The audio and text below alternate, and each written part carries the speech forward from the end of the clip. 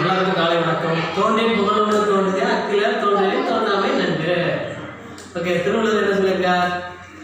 படிக்கணும், படிச்சதை வந்து படிச்ச வழியில நிற்கணும். திருவள்ளுவர் சொல்லியிருக்காரு. இடத்துல கோட் பண்ணியிருக்காரு திருவள்ளுவர். படிக்கவும் பிழையின்றி கற்கவும், படித்தவற்றை படித்த பின் படித்த மாதிரியே வாழுங்க அப்படின்னு ஒரு திருவள்ளுவர் சொல்லியிருக்காரு. அது மேலே வந்து நம்ம வாழ்க்கையில் வந்து நம்ம கற்றுக்கிறது எல்லாமே படிக்கிறதெல்லாம் எதுக்கு? நான் ஒரு வருஷம் கேட்குறேன். இன்னைக்கு தோன்றின் புகழோடு தோன்றுங்கிற மாதிரி வந்து புகழ் வேணும்னு சொல்லிட்டு நம்ம வந்து படிக்கிறோம். படிச்சது எதுக்காக படிக்கிறோம் சொல்லுங்க? படிச்சுட்டு ரீகால் பண்ண மட்டும் கிடையாது. இந்த உலகத்தில் வந்து நீங்கள் வாழணும் அப்படின்னா வந்து உங்களுக்கு வந்து அறிவு வேணும். அதுக்காக நம்ம படிக்கிறோம். சரியா? படிப்பு முக்கியமாக அதுக்கு தான். ஏன்னா எல்லாம் என்ன நினைக்கிறோம், படிக்கிறது வந்து பணம் சம்பாதிக்கிறதுக்காக அப்படின்னு நினச்சிட்டு நீங்கள் நிறைய பேர் படிக்கிறாங்க. உண்மையாக அப்படி கிடையாது. இது போட்டி நிறைந்த உலகம். தன்னுடைய அறிவை வளர்த்துக்கிறதுக்காக, அதாவது கற்கணும், கற்றுட்டு கற்ற வழியில் வந்து நின்று அதை வந்து நடைமுறைப்படுத்தணும். திருவள்ளுவர் சொல்லியிருக்காரு. அதனால திருவள்ளுவர் வந்து 133 அதிகாரத்தில் இன்று 10 குறள் தான் 1330 குறளில் வந்து உலக இயல்கள் அனைத்தையும் சொல்லிட்டு போயிட்டார். ரைட்டா? அதுதான் அவர் சொல்ல படிக்கணும், படித்த வழியில் இல்லைங்க அப்படிங்கிறாரு. இன்னைக்கு எல்லா டாப்பிக்கும் கொஞ்சம் கொஞ்சமாக பார்த்துருவோம். சரியா? கொஞ்சம் எல்லா டாப்பிக்கும். இப்போ இன்னைக்கு வந்து உங்களுக்கு இன்னைக்கு ஃபஸ்ட்டு வந்து உங்களுடைய நல்ல ஒரு இம்ப்ரெஷன் வினை தொடுவோம். ஏற்கனவே நான் சொல்லியிருக்கிறேன். அது மாதிரி வந்து உங்களுக்கு ஒரு மோட்டிவேஷன், ஒரு படிப்பில் ஒரு இன்ட்ரெஸ்டாக வர்றதுக்காக ரைட் என்ன ஆகணும்? எல்லாம் ரெண்டு பேரும் ஐஏஎஸ் கலெக்டர் ஆகணும். ரைட்டு, ஐஏஎஸ் கலெக்டர் ஆகணும். என்ன பண்ணணும்? அதுக்கு எஃபோர்ட் இருக்கணும். நிறைய எஃபோர்ட் போட்டு நிறைய படித்தாதான் ஐஏஎஸ் கலெக்டர் ஆக முடியும். விண்ணை தொடுவோம். விண்ணை தொடுவதில் வந்து நான் என்ன சொல்லியிருக்கேன், நீங்கள் ஒவ்வொரு நாளும் காலையில் எந்திரிச்சு முடிச்ச உடனே நம்ம என்ன ஆகணுமோ அதுவும் வந்து ஒரு நாளைக்கு ஒரு 4 டைம் 5 டைம் ரீகால் பண்ணணும்.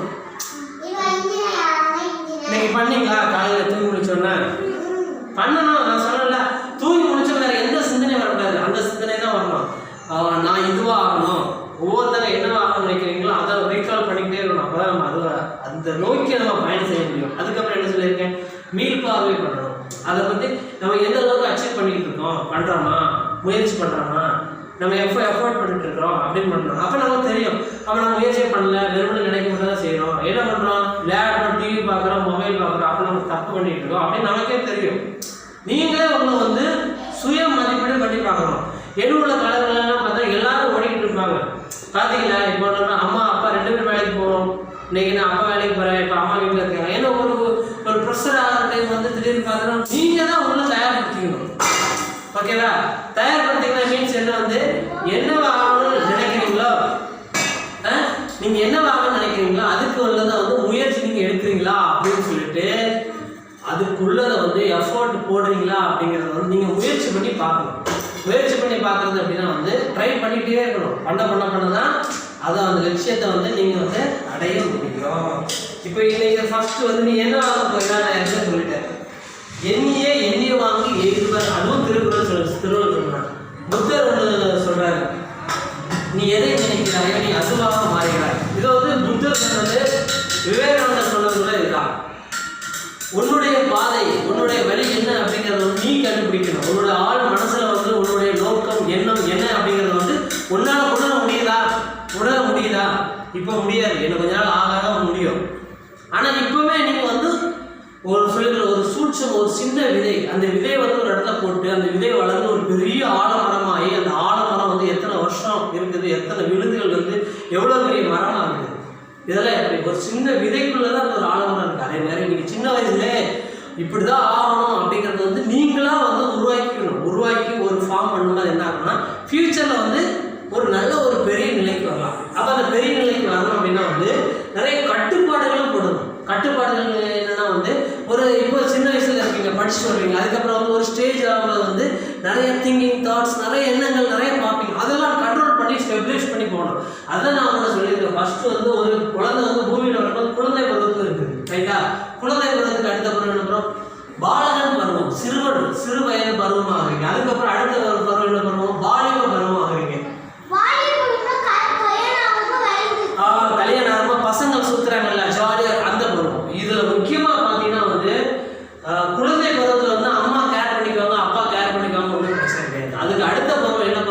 அப்படிங்கிறது வந்து உங்களுக்கு வந்து ஒரு சிறுவன் பருவத்தில் வந்து எஃபோர்ட் போட்டு படிக்கணும்.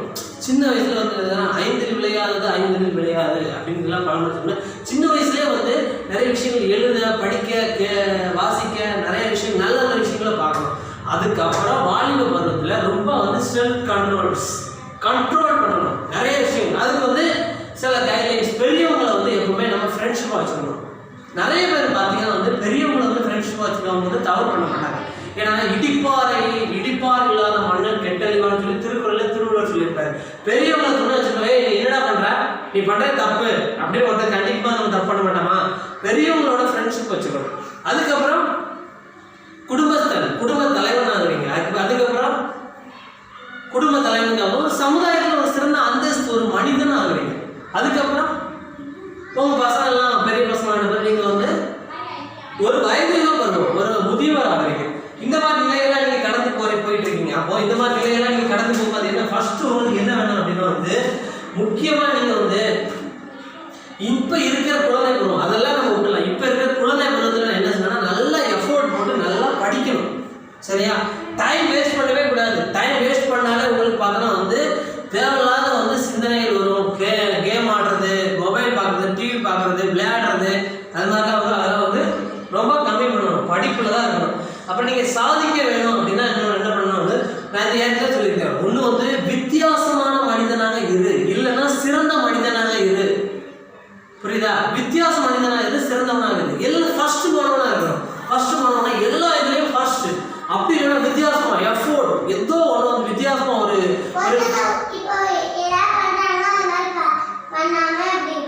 பார்த்து படிக்க கூடாது. உனக்குன்னு ஒரு திறமை இருக்கும். அந்த திறமை என்னங்கிறத வந்து வெளியில கொண்டு வரணும். அதுதான் அவங்க வந்து உன்னுள் இருக்கும் திறமையை வெளியே கொண்டு வர. இப்போ கண்ணதாசனோட பண்ண உன்னை அறிந்தால் உலகத்தில் போராடலாம், உயர்ந்தாலும் தாழ்ந்தாலும் அப்படி நிறைய பாட்டுகள்லாம் இருக்கு. அது மாதிரி மோட்டிவேஷன் சாங் பார்க்கலாம். அதுக்கப்புறம் நீங்க பாத்தீங்கன்னா வந்து ஒரு வித்தியாச மனிதனாக இருக்குன்னா வந்து இப்போ சயின்டிஸ்ட் சார்லஸ் டார்வின், அதுக்கப்புறம் ஆல்பர்ட் ஐன்ஸ்டீன், நிறைய அறிஞர்கள் எல்லாம் என்ன பண்ணாங்க, மைக்கேல் பாரடே, லவாய்சியர், இந்த மாதிரி நிறைய அறிஞர்கள் இருக்காங்க. இவங்கெல்லாம் எப்படின்னா வந்து சின்ன வயசுல இருந்து என்ன பார்த்தாங்கன்னா வந்து ஒரு ஆவரேஜ் ஸ்டூடெண்ட் தான். ஸ்கூல் படிக்கும்போது ரொம்ப சிறப்பான ஸ்டூடெண்ட்லாம் கிடையாது.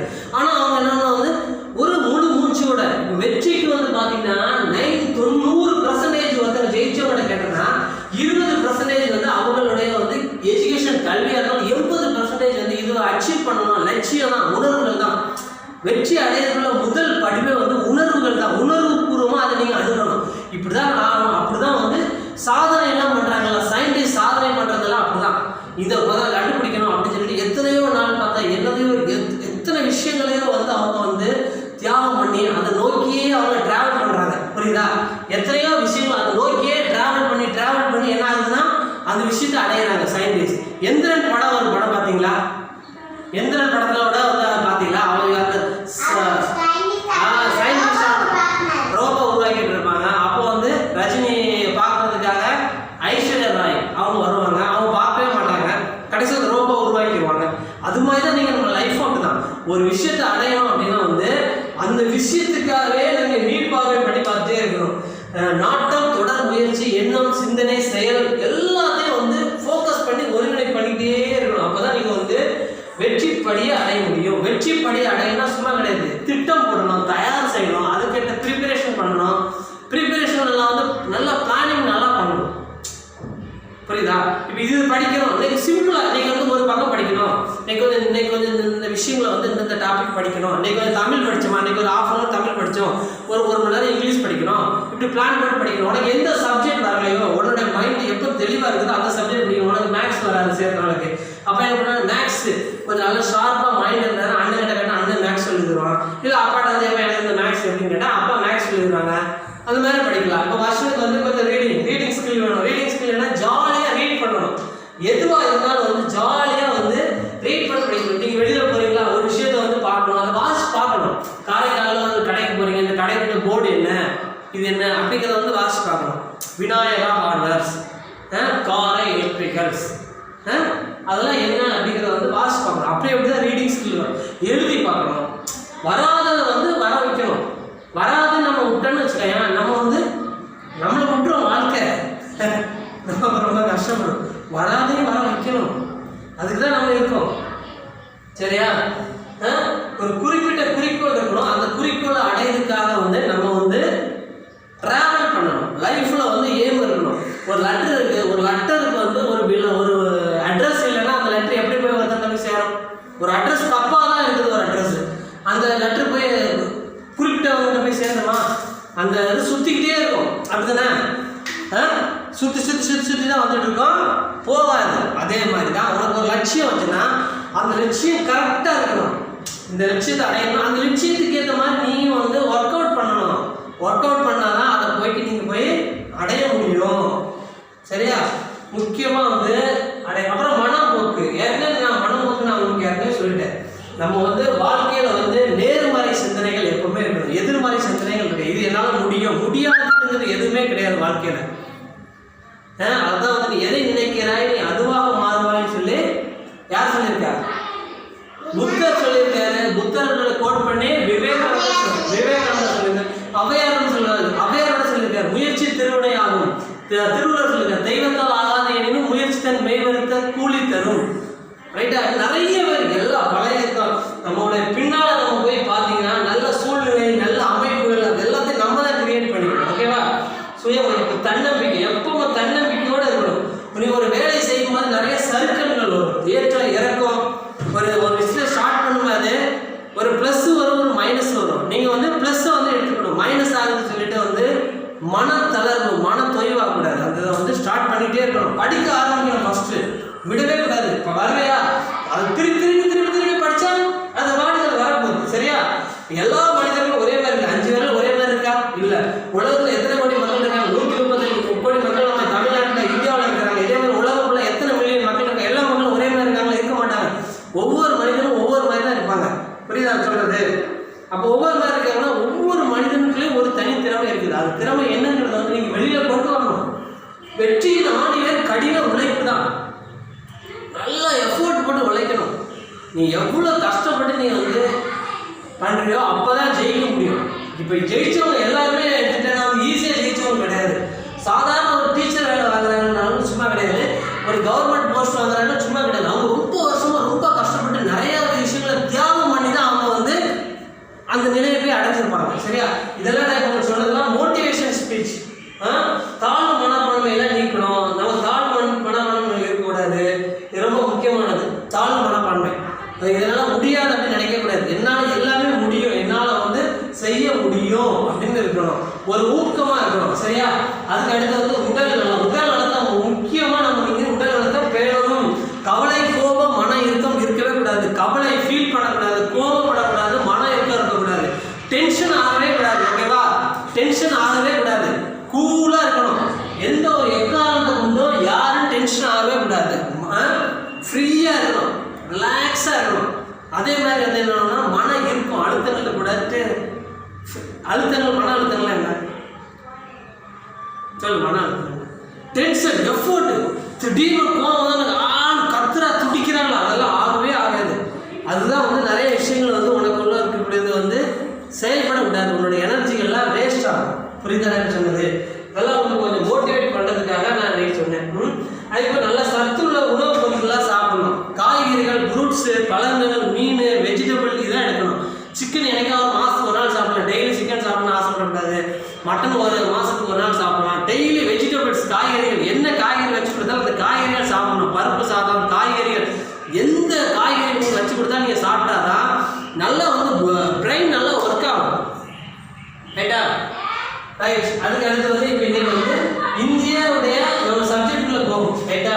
இவ்வளோ பெரிய நாடு, நம்ம இந்த இந்திய நாட்டை வந்து ஆட்சி பண்ணணும் அப்படின்னு தான் சொல்லி இந்த இந்திய நாட்டுக்காக சில சட்டத்திட்டங்களை வந்து ஏற்றிருக்காங்க. ரைட்டா? புரியுதானே சொல்றது? இந்த இந்திய நாட்டை ஆட்சி பண்ணுறதுக்கு இப்போ இந்திய நாடு, இந்தியா எப்படி இருக்கும்? இந்தியா இது வந்து ஒரு இந்தியா வேணும். இது வந்து ஒரு குஜராத் இருக்கு. குஜராத் பக்கத்தில் நிறைய துறைமுகம் இருக்கு. இப்படி வரும்போது அந்த பக்கத்தில் மும்பை இருக்கு. இப்படி வரும்போது இப்படி போகுது. இந்த பக்கத்தில் ஸ்ரீலங்கா இருக்கு. சரியா? இங்கே தான் நம்ம தமிழ்நாடு இருக்குது. இங்கே வந்து இமயமலை இருக்குது. இமயமலை இங்கே இப்படி வந்து இப்படி இருக்குது. இங்கே வந்து ஜம்மு காஷ்மீர் இருக்குது. இங்கே ஜம்மு காஷ்மீர் இருக்குது. இங்கே குஜராத் இருக்குது. கீழே நம்ம தமிழ்நாடு இருக்குது. இந்த பக்கம் இமயமலை. உலகத்திலே மிகப்பெரிய மலை வந்து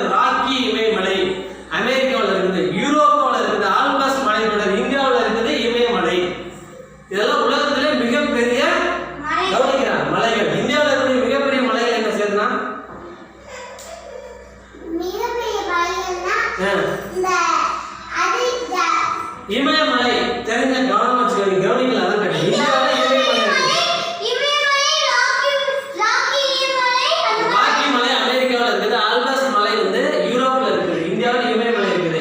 இப்போ இந்த பக்கத்துல நீங்க எடுத்தீங்கன்னா என்ன இருக்குது? அரபிக்கடல் இருக்குது. இந்த பக்கத்துல என்ன இருக்குது? இந்திய பெருங்கடல் இருக்குது. இந்த பக்கத்துல வங்காள விரிகுடா இருக்குது. இந்த மூன்று கடலும் சந்திக்கும் இடம் கன்னியாகுமரி. கன்னியாகுமரி என்ன சொல்லுவாங்கன்னா சிறப்பு முக்கடல் சங்கமம். மூணு கடலும் ஒருங்கே இணையக்கூடிய இடம் வந்து கன்னியாகுமரியில் நம்ம பார்க்கலாம். சரியா? தனித்தனி பேர் வச்சிருக்காங்க. கரெக்ட். இப்போ இதுவே இந்த பக்கத்துல வந்து அமெரிக்கால ஒரு பேர் வச்சிருப்பாங்க. அட்லாண்டிக் பெருங்கடல் அப்படின்னு வச்சிருப்பாங்க. இன்னொரு பேர் வச்சிருப்பாங்க. அவங்க ஒரு பேர் வச்சிருப்பாங்க. ஆனா இந்தியாவுடைய இருக்காது. இந்த இடத்துல வந்து அரபிக்கடல், இந்திய பெருங்கடல், வங்காள விரிகுடா அப்படின்னு மூணு பேர் வச்சிருக்காங்க. இந்த பக்கத்துல மேற்கு தொடர்ச்சி மலை. மேற்கு தொடர்ச்சி மலை எங்க ஸ்டார்ட் ஆகுது? இந்த பக்கத்துல ஸ்டார்ட் ஆகி தொடர்ச்சியா வந்து இந்த பக்கம் போயிட்டே தான் இருக்குது. இந்த பக்கம் கிழக்கு தொடர்ச்சி மலை. இந்தியாவில் வந்து மேற்கு தொடர்ச்சி மலை, கிழக்கு தொடர்ச்சி மலை, ஊட்டிங்கிற இடம். சரியா? ஓகேவா? புரியுதா? ஊட்டிங்கிற இடத்துல சந்திக்குது. இந்த பகுதியை வந்து தற்கால பீடபூமின்னு சொல்லுவாங்க. இந்த பகுதியை, இந்த பகுதி வந்து சமவெளி பகுதி, தற்கால பீடபூமி. இந்த பகுதி வந்து இந்த பகுதியில் பார்த்தீங்கன்னா நம்ம தமிழ்நாட்டில் இருந்த காவேரி சிறப்பு. இங்க கங்கை ஓடுது, பிரம்மபுத்திரா, கிருஷ்ணா, கோதாவரி, யமுனை, நிறைய நதிகள்லாம் வந்து இந்தியாவில் ஓடுது. ரைட்டு. இந்தியாவை பற்றி ஒரு ஷார்ட்டா சொல்லிட்டேன். இவ்வளவு பெரிய ஒரு வளமிக்க இந்தியாவை வந்து யார் ஆட்சி பண்ணிட்டு இருந்தாங்க? இதுக்கு முன்னாடி கவர்மெண்ட் ஆட்சி பண்ணிட்டு இருந்தாங்கன்னா முதல்ல நீங்க பாத்தீங்கன்னா இந்தியா அப்படின்னு நம்ம எடுக்கணும். வரலாற்றுக்கு முன்னாடி வந்து இந்த ஒரு வளமிக்க இந்தியாவை வந்து சூறையாடணும்னு சொல்லிட்டு அப்போ வந்து ஃபாரினர்ஸ், வெளிநாட்டுக்காரங்க, ஆங்கிலேயர்ஸ், அவங்க வந்து நம்ம இந்தியாவோட வளங்கள்லாம் சுரண்டதுக்காக, நம்ம வளம் நிறைந்த இந்தியாவை சுரண்டதுக்காக வந்து நம்ம இந்தியாவை வந்து வணிகம் பண்ண வந்தாங்க. ஈஸ்ட் இந்தியன், கிழக்கிந்திய கம்பெனின்னு சொல்லி வணிகம் பண்ண வந்தாங்க. ஷார்ட் லைட்டாக முடிச்சுது. கிழக்கிந்திய கம்பெனி வணிகம் பண்ணி வந்து அதுக்கப்புறம் திருப்பி வந்து அது பிரிட்டிஷ் நேரடியாக இந்தியாவை ஆட்சி பண்ணாங்க. அப்புறம் டச்சுக்காரர்கள் வந்தாங்க, பாரசீகர்கள் வந்தாங்க, கிரேக்கர்கள் வந்தாங்க, ஐரோப்பியர்கள் வந்தாங்க. அதுக்கு முன்னாடி நீங்கள் பார்த்தீங்கன்னா முகமதியர்கள் வந்தாங்க. யூரோப் கண்ட்ரி முகமதியர்கள் பாரசீகர்கள் சொல்லுவாங்க, அவங்க வந்தாங்க. அதுக்கு முன்னாடி யார் வந்தா? பாரசீகர்களுக்கு முன்னாடி. அதுக்கு முன்னாடி நீங்கள் வரலாறுல நீங்கள் திருப்பி பார்க்கும்போது இப்போ ஃபர்ஸ்ட் நம்ம வரலாறு, இந்திய வரலாறு நம்ம பார்ப்போம். இந்திய வரலாறு எப்படின்னு பார்க்கும்போது முதல்ல வந்து வரலாற்றுக்கு முந்தைய இந்திய காலம் எப்படி இருந்ததுன்னா வரலாறே இல்லை. அப்போ ஒரு இந்தியான்னு ஒரு நாடு இருக்குது. அப்போ வந்து கற்காலத்தில் வந்து ஹரப்பா நாகரிகம், வேதகால பண்பாடு, சமய புத்த மாநாடுகள், மகதத்தின் எழுச்சி, பாரசீகம் மற்றும் கிரேக்க படையெடுப்பு, மௌரிய அப்படின்னு நிறைய குஷானர்கள், குப்த பேரரசுகள், இடைக்கால இந்தியா, அப்புறம் டெல்லி சுல்தானியம், விஜயநகர பேரரசு, அப்புறம் ஆங்கிலேயர், அதுக்கப்புறம் இப்படியே வருது நம்ம பேரரசு அமைப்பு. கடைசியில் பார்த்தோன்னா அவங்க ஆங்கிலேயர் வந்து உனக்கு சுதந்திரம் தந்துட்டு போறாங்க. புரியுதா? ஆங்கிலேயர் சுதந்திரம் தந்து நம்மளோட போகும்போது என்ன சொல்றாங்க? இவ்வளவு பெரிய இந்திய நாட்டை எங்களால் தொடர்ச்சியா வந்து ஆட்சி பண்ண முடியவில்லை, உங்களால் வந்து ஆட்சி பண்ணவே முடியாது, நாங்கள் சுதந்திரம் கொடுத்த அடுத்த நிமிஷமே இந்தியா சின்ன பின்னமா செதறி உடஞ்சி போயிடும் அப்படின்னு சொல்லி தான் சுதந்திரத்தை கொடுத்துட்டு போறாங்க. ஆனா அவ்வளவு பெரிய சுதந்திரத்தை கிடைச்ச இந்தியா வந்து நம்ம நிர்வாகம் பண்ணணும், நம்ம இந்தியா சிறப்பா நிர்வாகம் பண்ணணும் அப்படின்னு சொல்லி நம்ம இந்தியாவோட பெரும் தலைவர்கள்லாம் இருப்பாங்கல்ல, அந்த தலைவர்கள்லாம் வந்து அந்த ஜவஹர்லால் நேரு ஒரு திட்டம் போடுறாரு. என்ன போடுறாருன்னா கூப்பிடுறாரு. அப்ப ஜவஹர்லால் நேரு வந்து கொஞ்சம் எஜுகேஷன் படிச்சவர். அப்ப படிச்சவங்கள வந்து ரொம்ப சிறப்பானவர், எல்லா துறையிலையும் டாக்டரேட் பண்ணவங்க அம்பேத்கர். வரலாறு, தத்துவம், சயின்ஸ், அப்புறம் பார்த்தீங்கன்னா பொருளாதாரம், ஜியோகிராபி, ஹிஸ்டரி, ஒரு என்னென்ன துறை இருக்கோ அவ்வளவு துறையிலையும் வந்து சிறப்பானவர் வந்து யாரு? சிறப்பானவர் யாருமா சேர்ந்தா? ஜவஹர்லால் நேரு வந்து சிறப்பான அம்பேத்கரை கூப்பிட்டு ஆகஸ்ட் 29, ஏற்கனவே சொன்ன ஆகஸ்ட் 29 1949 வந்து ஒரு டிராஃப்ட் கமிட்டியை ஃபார்ம் பண்ணி நம்ம இந்தியாவுக்கு ஒரு அரசியலமைப்பு எழுதி விடுன்னு கேட்கிறாரு. அப்புறம் அந்த அரசியல் அமைப்பு வந்து ஒரு 7 பேர் சேர்ந்து அந்த ஒரு அரசியலமைப்பை எழுதி கொடுக்குறாங்க. இப்போ அந்த அரசியலமைப்பை பற்றி நம்ம லைட்டாக பார்த்துக்கணும். அந்த அரசியலமைப்பு எதுக்காக எழுதி கொடுத்தாங்க அப்படின்னா வந்து ஆங்கிலேயர் சொல்லிட்டு போறாங்க, நாட்டை நீங்க ஆட்சி பண்ணிட மாட்டீங்க அப்படின்னு கொடுத்துட்டு போகும்போது எங்க நாட்டு நாங்களே ஆட்சி பண்ணிக்கிறோம், எங்க நாட்டுக்கு தேவையான அரசியலமைப்பை நாங்களே எழுதிக்கிறோம் அப்படின்னு சொல்லி அரசியலமைப்பை எழுதுறாங்க. சரியா? இப்போ இந்த அரசியலமைப்பை எழுதுறதுக்கு முன்னாடி நீங்க எப்படின்னு பார்த்தீங்கன்னா இந்தியா வந்து முதல்ல வந்து கிழக்கிந்திய கம்பெனி ஆட்சி பண்ணிருக்கு. கிழக்கிந்திய ஆட்சி பண்ணிச்சு சொல்லுங்க அப்ப கிழக்கிந்திய கம்பெனி? ஒழுங்குபடுத்தும் சட்டம், பிட் சட்டம், பட்டய சட்டம் இப்படின்னு அவங்க சட்டம் போட்டாங்க. ஒழுங்குபடுத்தும் சட்டம்னா இப்போ ஒரு எமர்ஜென்சி ஒரு இடத்துல வந்து ஒரு சண்டை நடக்குதுன்னா அங்க வந்து ஒழுங்குபடுத்த சில ஆக்ஷன்ஸ் ரூல்ஸ் அண்ட் ப்ரொவிஷன்ல போட்டு கட்டுப்படுத்துவாங்க. இது ஒழுங்குபடுத்தும் சட்டம். அதுக்கப்புறம் வந்து பிரிட்டிஷ் அரசு அதுக்கப்புறம் ஆட்சி பண்ணியிருக்காரு. கிழக்கிந்திய கம்பெனி ஆட்சி முடிஞ்ச உடனே நேரடியா வந்து பிரிட்டிஷ் தான் நம்ம ஆட்சி பண்ணுது. இங்கிலாந்து நம்ம ஆட்சி பண்ணுது. இங்கிலாந்து ஆட்சி பண்ணும்போது இந்திய அரசாங்க சட்டம், இந்திய கவுன்சில் சட்டம், இந்திய அரசு சட்டம் அப்படின்னு போடுறாங்க. அதுக்கப்புறம் நம்ம இந்திய சுதந்திர சட்டங்கிறத வந்து நம்ம ஏற்றிக்கிறோம். சரியா? நல்லா புரியுதா? இவ்வளவு சட்டங்களை போட்டு ஆட்சி பண்ணதுல இருந்து அந்த சட்டத்தை நம்ம எடுத்துதான் நம்ம இந்திய சுதந்திர சட்டம் அப்படின்னு சொல்லி நம்ம வந்து ஒரு சட்டத்தை ஃபார்ம் பண்ணி நம்ம அதுக்கப்புறம் அந்த சட்டத்தை ஏற்றி அந்த சட்டத்தை வந்து ஒரு கவுன்சிலிங் கொண்டு வந்து அந்த சட்டத்தை வந்து ஒரு பெரிய கூட்டம் கொண்டு வராங்க. டிசம்பர் 9ஆம் தேதி ஒரு கூட்டம் போடுறாங்க. அதுல வந்து முஸ்லிம்கள் கலந்துக்கல. அப்புறம் டிசம்பர் 13ஆம் தேதி வந்து ஒரு கூட்டம் போடுறாங்க. அந்த கூட்டம் வந்து 1949 டிசம்பர் 13ல ஒரு கூட்டம் போடும்போது அந்த கூட்டத்தில் வந்து எல்லாரும் கலந்துக்கிறாங்க. முஸ்லீம் ஷார்பா வந்து கலந்துக்கிறாங்க. அப்போ வந்து துணை தலைவராக வந்து ராஜேந்திர பிரசாத் இருக்காரு. துணை தலைவராக வந்து சசிகாந்த் சர்மா அப்படின்னு அவர் இருக்கிறாரு. ரைட்டா? ஓகேவா? இதெல்லாம் போட்டு ஒரு சட்டத்தை போட்டு துணை தலைவராக முகர்ஜி இருக்காரு.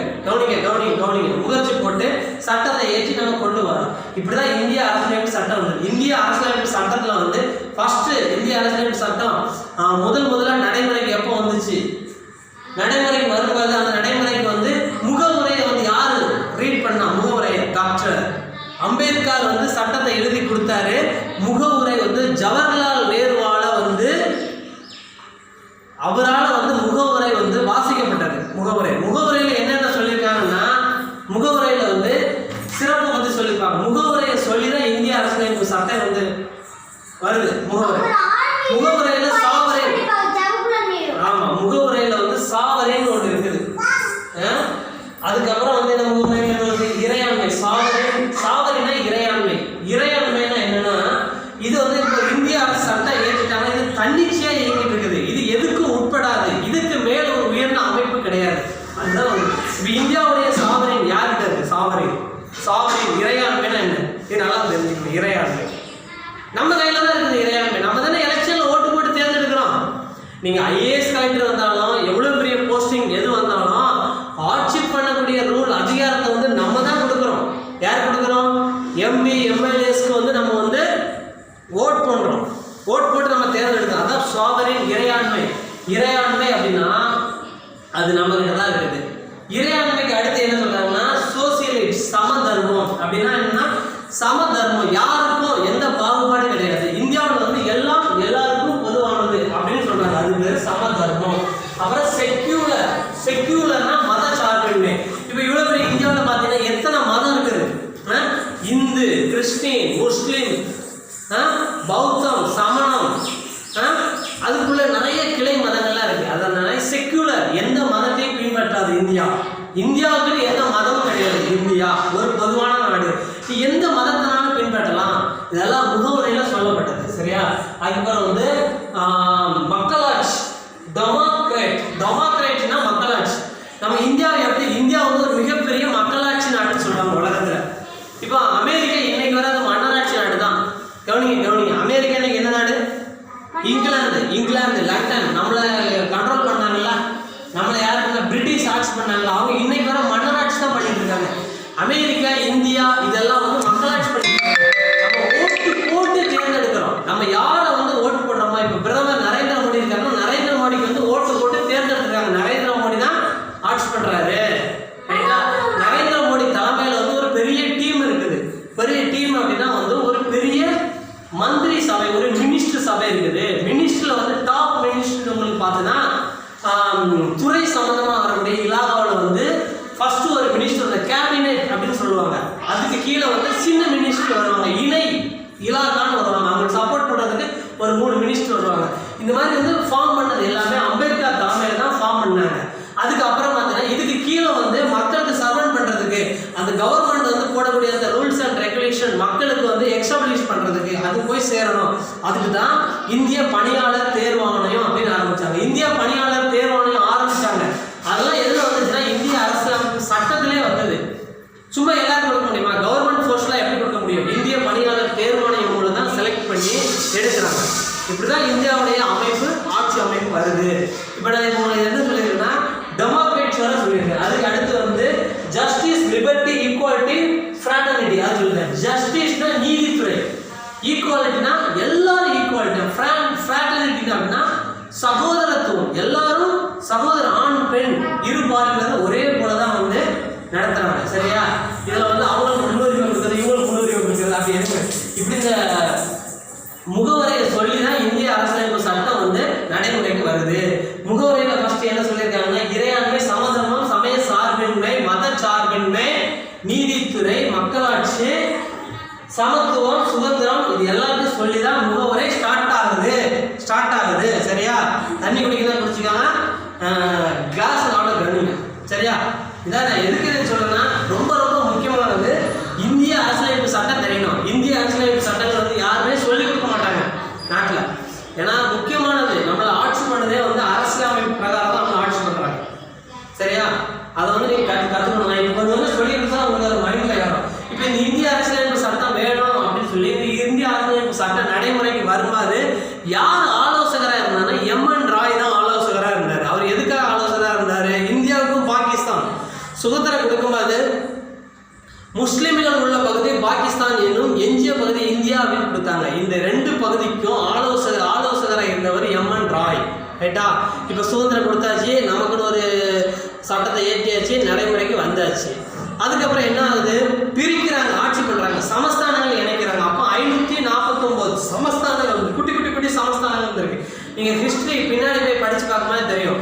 இப்போ இந்த காரைக்கால் எடுத்த ஒரு பகுதி, இதுக்கு அந்த பக்கத்தில் போனால் நாகப்பட்டினம் ஒரு பகுதி, அதுக்கு அந்த பக்கம் போனால் சிதம்பரம் ஒரு பகுதி, இந்த பக்கம் போனால் வேளாங்கண்ணி ஒரு பகுதி, இந்த பக்கம் போனால் இப்படி தாண்டி போயிட்டே இருக்குது. இப்படி போகும்போது எங்கே வரும்? தூத்துக்குடி வரும், அதுக்கப்புறம் திருநெல்வேலி வரும், இந்த பக்கத்தில் போனால் சென்னை வரும். இந்த மாதிரி பகுதிகள் இருக்குல்ல, இந்த ஒவ்வொரு பகுதிகளும் ஒவ்வொருத்தர் கட்டுப்பாட்டு இருக்குது. புரியுதான் சொல்றது? இப்போ நீங்களும் ஒரு வர டைம் உங்கள் கண்ட்ரோலில் எல்லாத்தையும் கொண்டு வரலாம். கண்ட்ரோல் இன்னைக்கு கண்ட்ரோலில் கொண்டு வரணும்னா பணம் அப்படின்னு தான் இருக்குது. ஆனால் நாளைக்கு எல்லாமே மாறிட்டு வரும். பட் என்னைக்குமே பணமும் பவர், பணம் பதவி பவர் ரெண்டுமே ஒரே மாதிரி வேணும். வெறும் பணம் இருந்தால் ஒன்றும் பண்ண முடியாது, பதவி பவர் வேணும். புரியுதா? இந்த ரெண்டுமே வேணும். அதுக்கு தான் கான்ஸ்டியூஷன் ஆரம்பிச்சு கான்ஸ்டியூஷன் மூலம் தான் பவர் வந்து பிரித்து கொடுக்குறாங்க. அப்புறம் பணமும் சம்பாதிக்கணும். பணமும் ரொம்ப முக்கியம். பொருள் இல்லாதவருக்கு உலகம் இல்லை, ஏழை சொல் அம்பலம் ஏறாது. புரியுதா? ஏழை சொல் அம்பலம் ஏறாது, செல்வம் இல்லாதவருக்கு உலகம் இல்லை. செல்வ கற்றோரை சென்றடலாம் சிறப்பு இருந்தாலும் இல்லாத எல்லோரும் எழுவர், செல்வரை எல்லாரும் செய்வார் சிறப்புன்னு இருக்குது. கவனிச்சுக்கோங்க. பணம் சம்பாதிக்கணும். பணம் சம்பாதிக்கணும், சும்மா சம்பாதிக்க முடியாது. நல்ல நல்ல போஸ்ட், கவர்மெண்ட் போஸ்டிங்லாம் வந்தால் தான் சம்பாதிக்க முடியும். அப்புறம் மொழி வாரியம் மாநிலம் பிரித்து கொடுக்குறாங்க. எப்படி தெரியுமா? மொழி வாரியம் தமிழ்நாட்டில் வந்து தமிழ்நாடுன்னு பிரிக்கிறாங்க, அப்புறம் ஆந்திரான்னு பிரிக்கிறாங்க, கர்நாடகா, கேரளா, ஒரிசா, குஜராத், மத்திய பிரதேசம், ராஜஸ்தான், பீகார், சண்டிகர், அதுக்கப்புறம் அந்த பக்கத்தில் பார்த்தீங்கன்னா வடகிழக்கு மாநிலங்கள் அஸ்ஸாம், மேகாலயா, மிசோரம் அப்படின்னு பிரிக்கிறாங்க. கோவா, டையூ, டாமன் வருது. இந்த பக்கத்தில் வந்து தாத்ரா, நாகர்வேலி அப்படின்னு வருது. மேலே டெல்லி, யூனியன் பிரதேசம், அதுக்கு மேலே ஜம்மு காஷ்மீர். இப்படி வந்து மொழி வாரியாக மாநிலங்கள் பிரிக்கிறாங்க. இந்த மொழி வாரியாக மாநிலங்கள் முதல்ல பிரிக்க முடியாதுன்னு சொல்லி ஒரு கமிட்டி சொல்லுது. அதுக்கப்புறம் பொட்டி ராமன் ஒருத்தர் உண்ணாவிரதம் மொழி வாரியாக மாநிலங்கள் பிரிச்சே ஆகணும், மொழி வாரியாக மாநிலங்கள் பிரிச்சே ஆகணும்னு சொல்லி பிரிக்கிறாங்க. முதல்ல மொழி வாரியாக மாநிலங்கள் பிரிக்கப்பட்ட மாநிலம் ஆந்திரா தான் முதல்ல பிரிச்சாங்க. இப்போ ஆந்திராவோட ரெண்டா பிரிச்சு தெலுங்கானான்னு பிரிச்சுட்டாங்க இப்போ சமீபத்தில். புரியுதா? அப்போ நம்ம தமிழ்நாடு வந்து முதல்ல எப்படி இருந்துச்சுன்னா வந்து தென்னிந்தியன்னு இருந்துச்சு. தமிழ்நாடு என்னாச்சு? தமிழ்நாடு, கேரளா, ஆந்திர பிரதேசம், கர்நாடகா இதெல்லாம் சேர்ந்து தென்னிந்தியான்னு இருந்துச்சு. அதை நாளை வந்து பிரிச்சாங்க மொழி வாரியா. ஓகேவா? இப்படி நம்ம பிரிச்சு வருது. இப்படி நம்ம இங்கே பிரிச்சு வரும்போது பசல் அணி குழு தான் கடைசியில் ஃபார்ம் பண்ணி பிரிச்சாங்க. பிரிக்குமா இருந்தோம்னா ஒரு மொழிக்கு ஒரு மாநிலம் பிரிக்க முடியாது, நிர்வாக வசதிக்கு இந்த மாதிரி பிரிச்சுக்கலாம்னு சொல்லி பிரிச்சாங்க. இப்பவும் பிரிச்சுட்டு தான் இருக்கிறாங்க மாநிலத்துக்கு துண்டு துண்டா. இப்போ நான் பார்த்தோன்னா வந்து தஞ்சாவூர் மாவட்டம், திருவாரூர் மாவட்டம் பிரிச்சாங்க, நாகப்பட்டினம் மாவட்டம் கொஞ்சம் பிரித்து மயிலாடுதுறை மாவட்டத்தோட வந்து நான் இருக்கிற சீர்காழியை இறச்சி விட்டுருக்காங்க. இப்போ சமீபத்தில் பிரிச்சுட்டே தான் வருவாங்க. அரியலூர் பிரிச்சிருக்கிறாங்க. திருச்சி பக்கத்தில் திருச்சி, அரியலூர், சேலம் மாவட்டத்தை நாமக்கல்னு பிரிச்சாங்க. இந்த மாதிரி பிரிச்சுட்டே தான் வருவாங்க. நிர்வாக வசதிக்காக அதெல்லாம் டிஸ்ட்ரிக்ட் குட்டி குட்டி டிஸ்ட்ரிக்ட் பிரிச்சுட்டே வருவாங்க. நிர்வாக வசதிக்காக இந்த மாதிரி பிரிக்கிறாங்க. அதுக்கு அடுத்து வந்து குடியுரிமை. குடியுரிமை பற்றி அரசியல் அமைப்பு சட்டத்தில் எந்த சிறப்பாக சொல்லலை. பட் ஆனால் இருந்தாலும் குடியுரிமை என்ன சொல்லுதுன்னா, இந்தியாவில் ஒருத்தங்க இருக்கிறாங்கன்னா இந்திய குடியுரிமை கொடுக்குறாங்க. இப்போ இந்தியாவில் வந்து ஃபாரினில் போய் ஒர்க் பண்ணுறாங்க, இத்தனை வருஷம் ஆனாலும் குடியுரிமை வந்து ரினிவல் பண்ணிக்கலாம். குடியுரிமைன்னா என்ன செய்யுதுன்னா, கடைசியில் இல்லை, குடியுரிமைன்னா என்னன்னு கேட்டேன். சிட்டிசன்ஷிப். நீ இந்தியாவில் பிறந்தா இந்தியன், ஃபாரினில் பிறந்தா ஃபாரினர், அமெரிக்காவில் பிறந்தா அமெரிக்கன்ஸ், ஜப்பானில் பிறந்தா ஜப்பானீஸ். அதுதான் குடியுரிமை. சரியா? புரியுதா சொன்னது? குடியுரிமை ரசன் புரியுதா? குடியுரிமை வந்து எந்த அடிப்படையிலும் சொல்லலை. அதுக்கப்புறம் இந்திய அரசியல் சட்டத்தில் பார்த்தீங்கன்னா அடிப்படை உரிமைகளில் வந்து அப்புறம் அரசு நெறிசை கோட்பாடுகள் இப்படியே வந்துகிட்டே இருக்குது. அடிப்படை உரிமைகள் ரொம்ப ரொம்ப முக்கியமானது. இந்த அடிப்படை உரிமைகளில் வந்து ஒரு எமர்ஜென்சி பீரியடில் வந்து டிக்ளேர் பண்ணி எடுத்துக்கலாம். அதில் வந்து சில 2 அடிப்படை உரிமைகள் வந்து எடுத்துக்க முடியாது. 20, 21 ரைட்டா? இது வந்து அடிப்படை உரிமைகள் எப்போவுமே வந்து ரத்து செய்ய முடியாது. அது மாதிரி அடிப்படை உரிமைகள் மறுக்கப்படும் போது நீ நேரடியாக போய் கோர்ட் மூலமாக வந்து உன்னோட அடிப்படை உரிமைகளை பெற்றுக்கொள்ளலாம். கோர்ட் நீதித்துறை. இப்போ ஒரு கலெக்டர் வராருன்னா கலெக்டருடைய முக்கிய பங்கு என்ன தெரியுமா? என்ன பங்கு? நிர்வாகம், நீதி, சட்ட ஒழுங்கு, நீதி, நிர்வாகம். இப்போ ஒரு ஆட்சி பண்றாரு ஒரு முதலமைச்சர், அவரோட முக்கிய பங்கு என்ன? நிர்வாகம், நீதித்துறை, லெஜிஸ்டிக்ஸ், சட்டம் இயற்றுதல். இது 3ஐயும் வந்து அவர் பார்க்குறாரு. அதுக்கப்புறம் கமிஷன் போடுறாங்க. இப்போ குடியரசுத் தலைவர் ஒருத்தர் இருக்காருல்ல, முக்கியமாக வந்து குடியரசுத் தலைவர் இருக்காரு. குடியரசுத் தலைவர் எப்படி தேர்ந்தெடுக்கிறாங்க சேர்த்துனா, குடியரசுத் தலைவர் ஏற்கனவே சொல்லியிருக்காரு. குடியரசுத் தலைவர் யாரு? குடியரசுத் தலைவர் பொலிட்டிஷியன் கிடையாது. குடியரசுத் தலைவர் வந்து இந்தியாவுடைய முதல் குடிமகன் சொல்றாங்க. குடியரசுத் தலைவர் எப்படி தேர்ந்தெடுக்கிறாங்கன்னா எம்எல்ஏஸ், எம்பிஸ்.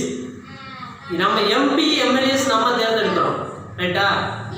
இந்த எம்பி எம்எல்ஏஸ் எல்லாம் ஓட்டு போட்டு ஒரு குடியரசுத் தலைவர் தேர்ந்தெடுக்கிறாங்க. குடியரசுத் தலைவர் வந்து பாராளுமன்றத்தில் வந்து அவங்களுக்கு வந்து எந்த கட்சியை சார்ந்தவர் கிடையாது.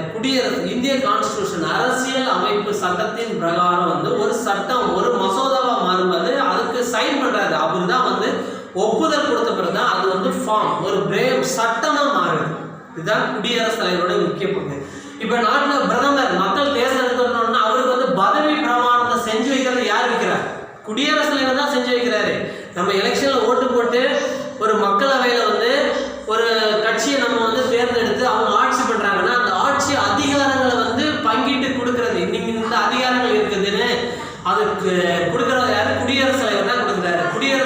ஃபர்ஸ்ட் இப்போ பிரதமர் நரேந்திர மோடிக்கு பதவி பிரமாணம் வந்து குடியரசுத் தலைவருடைய மாளிகையில போய் அவர் போய் பதவி பிரமாணத்தை ஏற்றுக்குவாரு. பதவி பிரமாணத்தில் என்ன பண்ணுவாருன்னா பதவி பிரமாணம் பிளஸ் ரகசிய காப்புன்னு ஒன்று ஏற்றுக்குவார். ரெண்டையும் ஏற்றுச்சு அதுக்கப்புறம் அவரோட தலைமையில் அவரோட ஒரு அமைச்சர், ஒரு இலாக்கா, ஒரு மந்திரி சபை, ஒரு மினிஸ்டர், ஒரு கேபினெட் அமைப்பை உருவாக்குவார். அந்த கேபினெட் அமைப்பை உருவாக்கும்போது அந்த கேபினெட் அமைப்புக்கு வந்து நாடாளுமன்றம், லோக்சபா, மக்களவை, கீழ் சபைன்னு சொல்லுவாங்க. அந்த சபையில வந்து இருக்கிறதுல ஒரு மூத்த பிரதிநிதி, ஒரு எம்பி, அவரோட தலைமையில வந்து எல்லாரும் பதவி ஏற்பாங்க. அவர் வந்து பதவி ஏற்ற பிறகு இது வந்து மினிஸ்டர் சொல்லி அவரே வந்து சொன்னவங்க மினிஸ்டர் ஆகுவாங்க. அதுக்கப்புறம் அவங்க எல்லாரும் சேர்ந்து ஒரு சபாநாயகர், ஒரு ஸ்பீக்கர் தேர்ந்தெடுப்பாங்க. இப்படியே போகும் ரைட். இது ரொம்ப டீப்பா போகும் ரைட். விட்டுலாம். இந்த குடியரசுத் தலைவர் ரொம்ப ரொம்ப முக்கியமானவர். அது எந்த கட்சி எதையும் சார்ந்தவர் கிடையாது. எம்பி, எம்எல்ஏஸ், நியமன எம்பி எல்லாரும் ஒருங்கே ஒரு முகத்தோடு ஒன்னா ஒரே ஒரு சப்போர்ட் ஃபுல் சப்போர்ட்டோட தேர்ந்தெடுக்கிறவர் தான் குடியரசுத் தலைவர் ரைட்டா? இப்போ குடியரசுத் தலைவர் எதெல்லாம் ஃபார்ம் பண்றாங்க? Election commissioner. எலெக்ஷன் வருதுல்ல, எலெக்ஷன் கமிஷன் வரும்போது எலெக்ஷன் கமிஷனரோட வந்து தேர்தல் அதிகாரி, தலைமை தேர்தல் அதிகாரி டெல்லியில ஒருத்தர் இருப்பாரு. தலைமை தேர்தல் அதிகாரி எங்க இருப்பார் சேர்த்துனா டெல்லியில இருப்பார். அந்த தலைமை தேர்தல் அதிகாரி தேர்ந்தெடுக்கிறது குடியரசுத் தலைவர் தான் தேர்ந்தெடுப்பாரு. அப்புறம் தணிக்கை அலுவலர், அக்கௌண்டன்ஸ், கணக்கு வழக்கெல்லாம் பார்ப்பாங்க தெரியுமா? சிஏஜின்னு சொல்லுவாங்க, கண்ட்ரோலர் அக்கௌண்ட் ஜெனரல்னு சொல்லி அவரையும் அவங்க தான் தேர்ந்தெடுப்பாங்க. அப்புறம் அதுக்கப்புறம் யார் தேர்ந்தெடுப்பாங்க? சிஎம். ஒவ்வொரு நீதிபதி, சட்ட ஆலோசகர், அட்வொகேட் ஜெனரல் இருப்பாங்க. இந்தியாவுடைய அட்வொகேட் ஜெனரல் சொல்லி இந்தியாவுக்குன்னு ஒரு சட்ட, ஒரு அரசு சம்பந்தமான ஒரு வக்கீல் இருப்பார். அவரையும் அவர் தான் செலக்ட் பண்ணுவார். அப்புறம் ஒவ்வொரு மாவட்டத்தில் வந்து ஒவ்வொரு பணியாளர் தேர்வாணையம் இருக்கும். அதை ஆளுநர் தேர்ந்தெடுத்துக்கூடாது. அதை ஏதாவது மாற்றம் பண்ணணும்னா குடியரசுத் தலைவர்கிட்ட பர்மிஷன் வாங்கி தான் மாற்றம் பண்ண முடியும். இப்போ இதில் முக்கியமானது நீங்கள் கவனிக்கணும். நீங்கள் எக்ஸாம் எழுதி இதுவரை கலெக்டர் ஆகணும், ஐஏஎஸ் ஆகணும் அப்படின்னு ஆசைப்படுறீங்களா, அந்த பணியாளர் தேர்வாணையம், அந்த ஆணையத்தை வந்து சேர்மன் ஃபார்ம் பண்ணுறது அவர் தான், குடியரசுத் தலைவர் தான் ஃபார்ம் பண்ணுறாரு. சரியா? இது வந்து குடியரசுத் தலைவருடைய முப்படைகள். குடியரசுத் தலைவர் பேரில் தான் வெளிநாட்டோட ஒரு ஒப்பந்தம் நடக்கும். வெளிநாட்டோட ஒரு ஒப்பந்தம் போடுறாங்க. எங்கள் நாடுகள் நீங்கள் இவ்வளோ பணம் கொடுக்குறீங்க, இதை வச்சு ஒரு ஒரு ஒரு ஒப்பந்தம் போட்டு ஒரு கூட்டு ஒப்பந்தம் போட்டு பண்ணுறோம். இந்த கூட்டு ஒப்பந்தத்தில் குடியரசுத் தலைவர் பேரில் தான் சைன் ஆகும். பிரதமர் போவார், கலந்துக்குவார், அவர் பேரில் தான் சைன் ஆகும். அவர் தான் வந்து கையெழுத்து போடுவார். குடியரசுத் தலைவருடைய அதிகாரம் பார்த்தோன்னா நிர்வாக அதிகாரம், சட்டமன்ற அதிகாரம், நீதி அதிகாரம், ராஜதந்திர அதிகாரம், ராணுவ அதிகாரம், இதெல்லாம் அவர்கிட்ட தான் இருக்குது. யார்கிட்ட? குடியரசுத் தலைவர்கிட்ட தான் இருக்குது. அதே மாதிரி ஒரு மந்திரி சபை, ஒரு கேபினெட் சபை வந்து ஏதாவது ஒரு முடிவு எடுத்து ஒரு பரிசீலனைக்கு போகும்போது குடியரசுத் தலைவருக்கு வந்து அதை வந்து ரெண்டாவது வேண்டான்னு கேன்சல் பண்ண முடியாது. இதை பார்த்துக்கதான் முக்கியமானது. குடியரசுத் தலைவர் பவர் இருந்தாலும், புரியுதா சார்? இப்போ நீங்கள் வந்து நாடாளுமன்றம் இருக்குல்ல, ஒரு மந்திரி சபை ஒரு வந்து ஒரு சட்டத்தை, ஒரு மசோதாவை ஏற்றி அதை கொண்டு போகும்போது குடியரசுத் தலைவர் அதை கேன்சல் பண்ண முடியாது. அதுதான் நான் சொன்னேன், சாவரின், இறையாண்மை. நல்ல அந்த வேர்டை கேட்ச் பண்ணிக்கோ, ரொம்ப முக்கியமானது. சாவரின் தமிழ்ல வந்து இறையாண்மை. இறையாண்மை இது ரொம்ப முக்கியமான வேர்டு. இறையாண்மைனா இது வந்து எதுக்கும் கட்டுப்பட்டது கிடையாது, உட்படுத்த முடியாது, இதற்கு மேல் ஒரு உயர்ந்த அமைப்பு கிடையாது. இந்த இறையாண்மை வந்து மக்கள் நம்ம எலெக்ஷன்ல ஓட்டு போட்டு தேர்ந்தெடுக்கலாம். பொலிட்டீஷியன், அரசியல்வாதி, அவங்கெல்லாம் வந்து மேல ஒரு டாப் ஒரு ரேங்க்ல வந்து பிஎம் பிரைம் மினிஸ்டர் வராரு. அவரோட தலைமையில வந்து கேபினெட் மினிஸ்டர் வராரு. ஃபர்ஸ்ட் ஒரு மினிஸ்டர், அதுக்கு கீழே வந்து துறை மினிஸ்டர், சப் மினிஸ்டர், 3 பேர் வராங்க. இந்த மினிஸ்டர்லாம் வந்து எப்படி வராங்க? இந்த மினிஸ்டர்லாம் எப்படி வராங்க? மினிஸ்டர்லாம் எப்படி தேர்ந்தெடுக்கிறாங்க? தேர்ந்தெடுக்கிறான். அப்போ அந்த பவர் வந்து நம்ம கிட்ட தான் இருக்குது. அதனால தான் வந்து ஒரு அமைச்சர், இப்போ வந்து ஒரு எம்பி, எம்எல்ஏ, மினிஸ்டர், கேபினெட்ல வந்து பாராளுமன்றத்துக்கு முக்கியமாக வந்து அவங்க தான் ரெஸ்பான்சிபிலிட்டி, அவங்க தான் கேபினெட் சபை தான். அதனால தான் அவங்க ஒரு சட்டம் இது வேணும், இப்போ ஒரு அவசர சட்டம் போடுறாங்க. அவசர சட்டத்தை வந்து ஒப்புதல் கொடுத்து குடியரசுத் தலைவர் ஒரு டைம் 2 டைம் மறுபரிசீலனை பண்ண சொல்லி கேட்கலாம். ஆனால் அது வேண்டாம், ரத்து பண்ண முடியாது. தற்காலிகமாக அதை வந்து நிப்பாட்டி வைக்கலாம், ஆனால் அது நிரந்தரமாக நிப்பாட்ட முடியாது.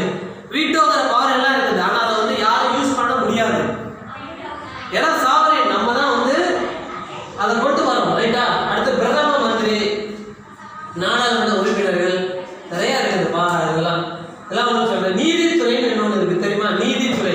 நீதித்துறைன்னா என்ன வருஷம் சொல்லு? நீதித்துறை. நீதித்துறை இப்போ ஜட்ஜி, நிறைய படத்துல நீங்க பாக்குறீங்கல்ல, படத்துல வந்து ஜட்ஜி நீதி சொல்றாருல, ஜட்ஜி ஒரு கேஸ வந்து விசாரிச்சு ஒரு ஜட்ஜ்மெண்ட் கொடுக்குறாருல, நீதித்துறை. இந்த நீதித்துறை வந்து அவரை ஃபார்ம் பண்றாங்க. இதோட ஹெட் அவரோட தலைமையில தான் ஃபார்ம் பண்றாங்க. சரியா? சரியா? கவனி கவனி கவனி கண்ணு. நீதித்துறை இவரோட தலைமையில தான் ஃபார்ம் பண்றாங்க. சரியா? ரைட்டா? நீதித்துறை. ஓகேவா? நீதித்துறை. இப்ப நீதித்துறைன்னா என்ன சேர்த்துனா, படத்துல எல்லாம் பாக்குறீங்களா? நீதித்துறை ஜட்ஜி, நிறைய லேடி ஜட்ஜியா இருக்காங்க, பாத்திருக்கியா? லேடி ஜட்ஜ்மெண்ட் கொடுப்பாங்க, பாத்திருக்கியா? நம்மோட ஒரு படம் போய் பார்த்தோம், ஞாபகம் இருக்குதா? இல்ல நம்ம ஒரு படம் பார்த்தோம், திரௌபதி ஒரு படம் பார்த்தோமா? சக்தி பக்கத்துல குணா, நம்ம எல்லாருக்கும் ஒரு படம் பார்த்தோம். ஜட்ஜ்மெண்ட் கொடுத்தாங்க தெரியுமா? நீதிபதி ஒரு லேடி தான் ஜட்ஜ்மெண்ட் கொடுத்தாங்க. லேடிக்கு பவர் இருக்கும். அதான் சொல்லலாம், எந்த இதுவும் யாருக்கு என்ன பவர் சொல்ல முடியாது. அவங்க சக்தி அவங்க வந்து நம்ம வெளியில கொண்டு வரணும். அந்த நீதித்துறையில இருக்காங்க. நீதித்துறை குடியரசுத் தலைவருக்கு தான். இப்ப பார்த்தா நேற்றுக்கு இறந்து போயிட்டார் முன்னாள் குடியரசுத் தலைவர்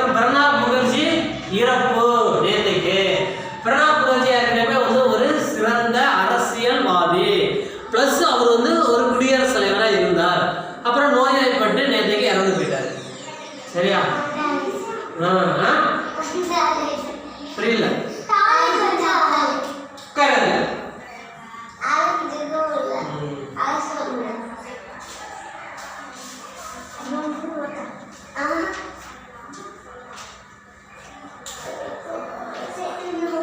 இந்தியா ஏற்கனவே நான் உங்களுக்கு ஒன்று சொல்லியிருக்கேன், ஞாபகம் இருக்கா? இந்தியாவுடைய அமைப்பு எப்படி இருக்கு, எப்படி வந்து உங்களுக்கு அந்த ரோல் வருது உங்களுக்கு சொல்லி தெரியுமா? ஃபர்ஸ்ட் வந்து village administrative officer. Village administrative officer வந்து வில்லேஜ் அட்மினிஸ்ட்ரேட்டிவ் ஆஃபீஸர் யாரு? கிராம நிர்வாக அதிகாரி.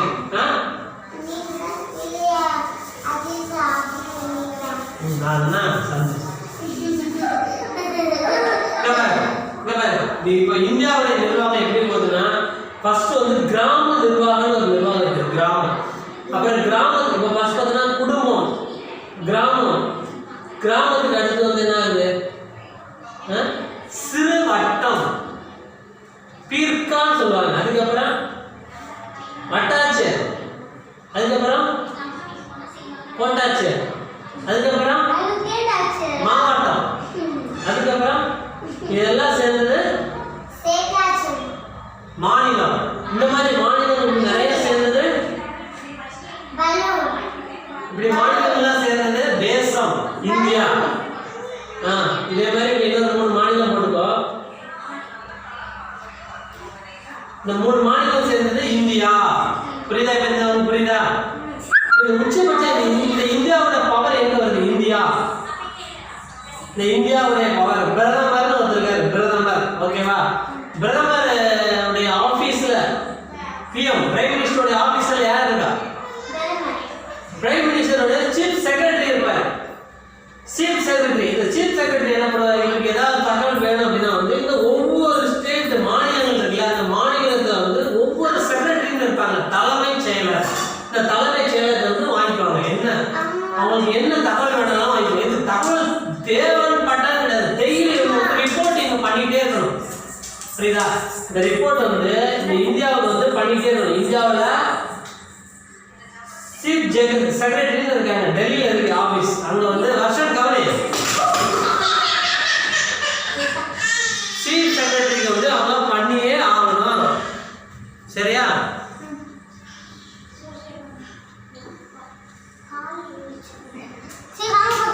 சீஃப் செக்ரட்டரிக்கு வந்து அவங்க பண்ணி ஆகணும். இப்போ ஃபர்ஸ்ட் வந்து இந்த சீஃப் செக்ரட்டரி இங்க இருந்து படத்தை செக்ரட்டரி எல்லாமே கிரேட். என்ன கிரேட்னா ஐஏஎஸ் இந்திய பணியாளர் தேர்வாணையத்தின் மூலம் தேர்ந்தெடுக்கக்கூடிய UPSC, union public service commission. Union public service commission, மத்திய பணியாளர் தேர்வாணையம். இவங்க மூலமா தான் போயிட்டு இருக்கு. ரைட்? ஐஏஎஸ்.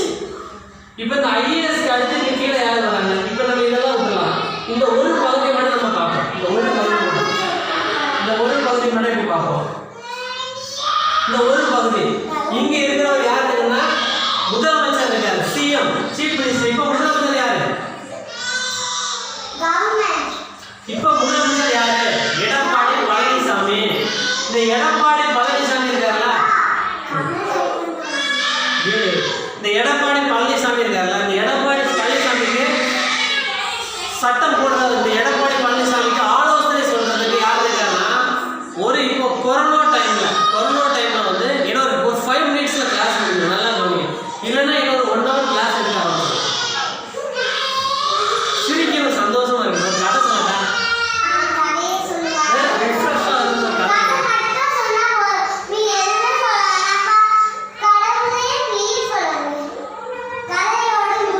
ஒரு நகைச்சுவை.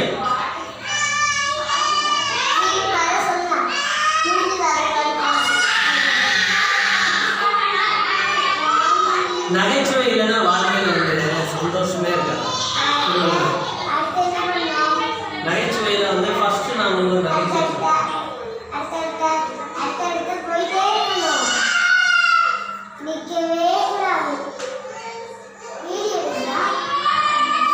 சரி. இன்னைக்கு உங்களுக்கு ஃபர்ஸ்ட் வந்து நீங்கள் எது வந்து அச்சீவ் பண்ணணும்னா புகழோட தோணியால் தோண்டாமல் சொல்லிட்டேன். உங்களுடைய வாழ்க்கை உங்கள் கையில். நம்ம வந்து என்ன ஃபோர்ஸ் பண்ண முடியாது. நீங்கள் எவ்வளோ இன்ட்ரெஸ்டாக இருக்கீங்களோ அவ்வளோ இன்ட்ரெஸ்டாக வந்து நீங்கள் கற்றுக்குவீங்க, ஜெயிப்பீங்க, வாழ்க்கையில் சக்ஸஸ் பண்ணுவீங்க. என்னால் முடிஞ்ச ஒரு கைட்லைன்ஸ், ஒரு வழிகாட்டு நெறிமுறைகள் தான் நான் பண்ண முடியும். இதுக்கு மேலே வந்து நான் எதுவும் பண்ண முடியாது. Okay, anyway thank you.